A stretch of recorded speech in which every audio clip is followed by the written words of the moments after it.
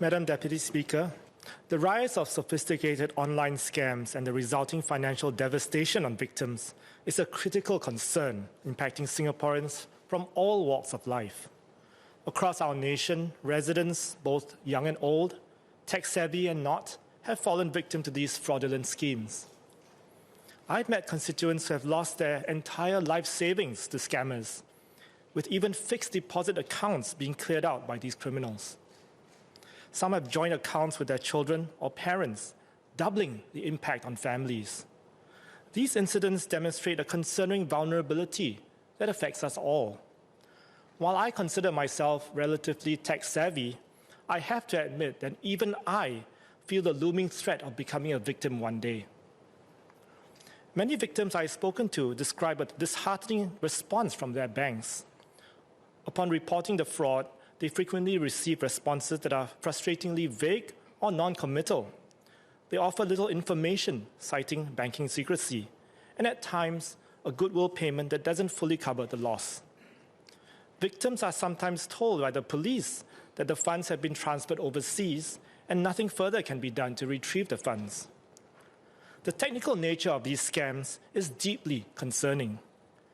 Drive-by download attacks and the more advanced zero-day exploits make it possible for malware to be installed on phones with little or no user interaction. These methods exploit vulnerabilities in operating systems and applications. In view of these sophisticated attacks, how far do the authorities investigate each reported scam, especially those involving screen reading and key logging malware? Without thorough investigations, it will not be possible to ascertain fault and ensure that innocent victims are not held responsible for losses that they did not cause. Is the default blame then placed on the victims who have to bear most of the financial loss? Scams have emerged as a formidable obstacle to advancing digital access for our citizens, particularly in our senior community. Numerous elderly residents I've encountered express a fear of using internet banking or online payments because they are apprehensive about falling prey to scams. Consequently, I find myself hesitant to advocate the use of digital banking to them, despite its convenience, due to the real risk of them losing their entire life savings if they are targeted by scammers. This situation has precipitated what Member for Aljunied, Ms. Sylvia Lim, aptly describes as a crisis in confidence with the digital banking system. Unless the authorities address the issues of scams more effectively and establish stronger consumer protections, our extensive efforts to transition all our citizens into a digitally empowered society will come to naught. One tool the government has on hand to deal decisively with scams is the Online Criminal Harms Act. This will allow the government to, inter alia, direct online platforms to disable access to accounts suspected to be involved in scams. Parliament passed this act last July. However, it is only set to be progressively rolled out this year. When will the Online Criminal Harms Act be fully operationalized? Given that an average of 87 scams are taking place every day in Singapore, each day of delay will be one day too late for many scam victims. Banks must shoulder a greater responsibility in protecting their customers. I echo Ms. Sylvia Lim's earlier call for banks to reintroduce physical tokens as the default measure for multi-factor authentication for all their customers. Multi-factor authentication relies on a combination of something you know and something you have. However, when phones are compromised by malware, allowing scammers to view screens and keystrokes, this system collapses into a single factor. This allows scammers who have access to the password entered by the user to bypass the additional security layer. Therefore, bringing back physical tokens will reinstate the crucial second layer of security. The Monetary Authority of Singapore must more assertively and decisively tackle the problem of scams in the banking system to protect consumers.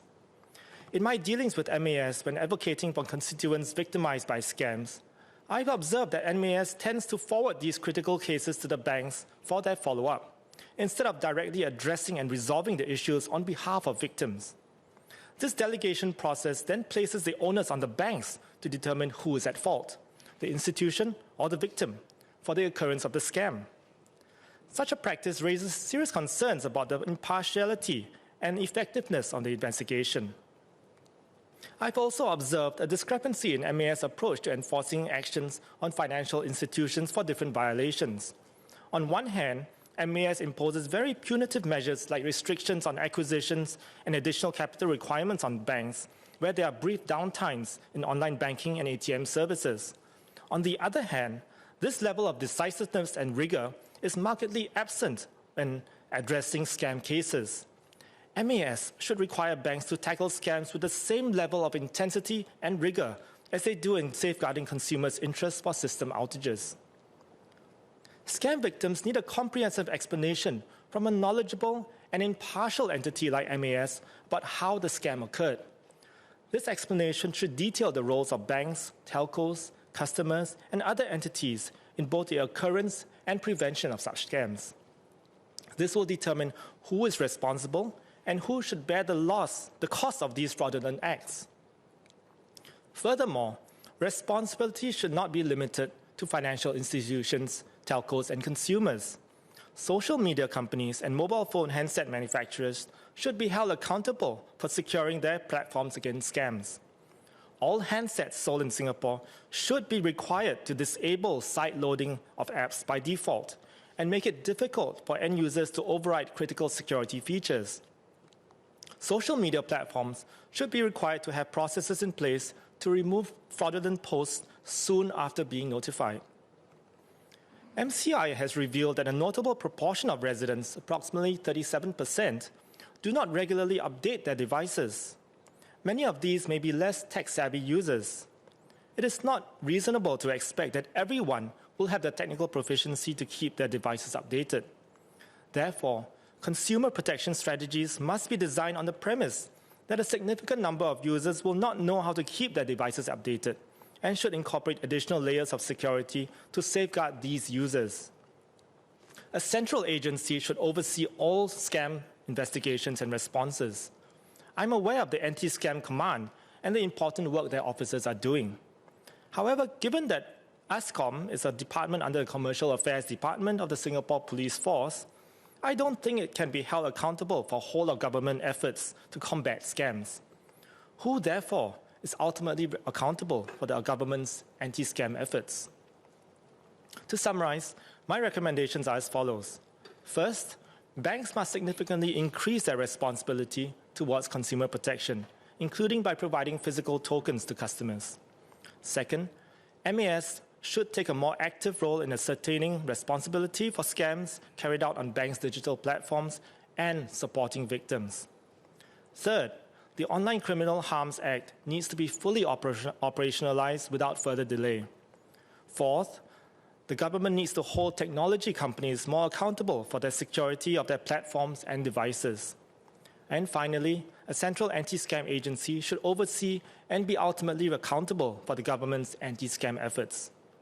Madam Deputy Speaker, we stand at a critical juncture against the battle of scams.